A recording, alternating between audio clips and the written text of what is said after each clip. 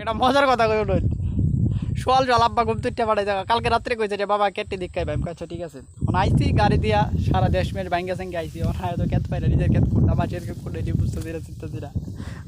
বাইর যদি গিয়া কই যে আমি তো আব্বা খেত পাইছি না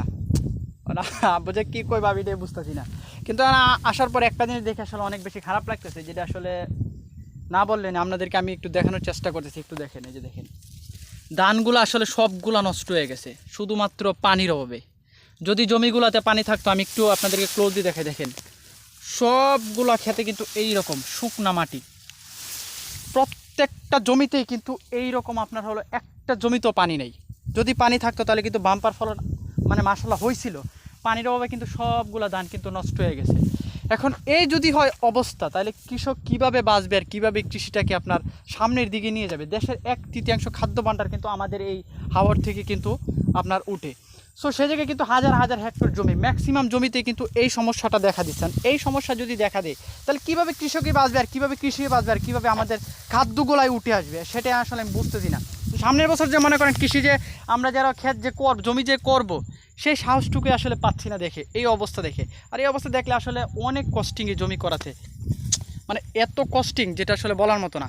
এই ধানগুলো মনে করেন উড়াইয়া বিক্রি করে কস্টিং বাদে তারপর তো আপনার প্রফিট বা লাভ যেটাই বলেন না কেন এখন এই যদি অবস্থা সেটা আপনার প্রফিটে আসবে কোত্থেকে আপনার চালানে আসবে কোত্থেকে এখন মানে আমি বুঝতেছি না এটা কি সেচ প্রকল্পের সমস্যা মেইন সমস্যাটা আমি যেটা মনে করছি সেটা হলো সেচ প্রকল্পের যদি মনে করেন সঠিকভাবে যদি নদীগুলো খনন করা হইতো পানি আসতো তাহলে কিন্তু এই সমস্যাগুলো থাকতো না এখন যদি আবার একটা বৃষ্টি হয় তাহলে কিন্তু ক্ষেতের মধ্যে মনে করেন একেবারে কাদামাদা অবস্থা একেবারে সিরিয়াস অবস্থায় দেবো তখন এই ধানগুলো কাইটে বাড়িতে নিতে পারবো না মানে আমরা আসি অনেক সমস্যার মধ্যে তারপরে আবার মনে করেন চারপাশে রাস্তা হইতেছে কিন্তু আমাদের একটা রাস্তা কিন্তু এদিকে কিন্তু রয়ে গেছে এই রাস্তাটাও কিন্তু হইতেছে না বিশেষ করে আমি তাদেরকে দৃষ্টি আকর্ষণ করতেছি যারা আমাদের এলাকার জনপ্রতিনিধি আছেন আপনারা প্লিজ একটু দয়া করে আমাদের দিকে একটু ফোকাস দিবেন যেন আমরা এই ধান ক্ষেতগুলো সুন্দরভাবে করতে পারি এবং আমরা যেন যারা সাধারণ কৃষক আছি তারা যেন আমরা যেন সুন্দরভাবে জীবনযাপন একটু করতে পারি ভালোভাবে বাঁচতে পারি আপনারা আমাদেরকে একটু হেল্প করেন কারণ আপনারা জনপ্রতিনিধি আপনারা চাইলেই কিন্তু আমাদেরকে কিন্তু এই সাহায্যটুকু করতে পারেন আমি কিন্তু দেখেছি কয়েকদিন আগে এনটিভির মধ্যে একজন জনপ্রতিনিধি অত্যন্ত সুন্দরভাবে কিন্তু তিনি কিন্তু একটা মানে নদী খনন করে কিন্তু সেচ প্রকল্পের মাধ্যমে কিন্তু তিনি কিন্তু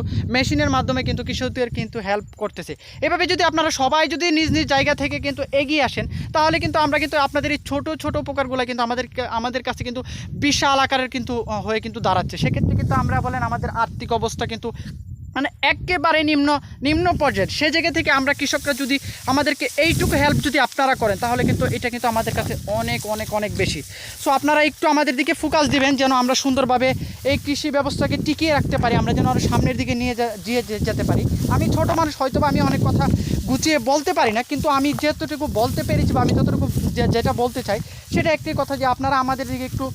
সুদৃষ্টি বা সুনজর রাখবেন আপনারা যদি আমাদের কাছে একটু হেল্প করেন তাহলে কিন্তু আমরা সুন্দরভাবে জীবনযাপন করতে পারি তো সবাই ভালো থাকেন সুস্থ থাকুন আল্লাহ হাফেজ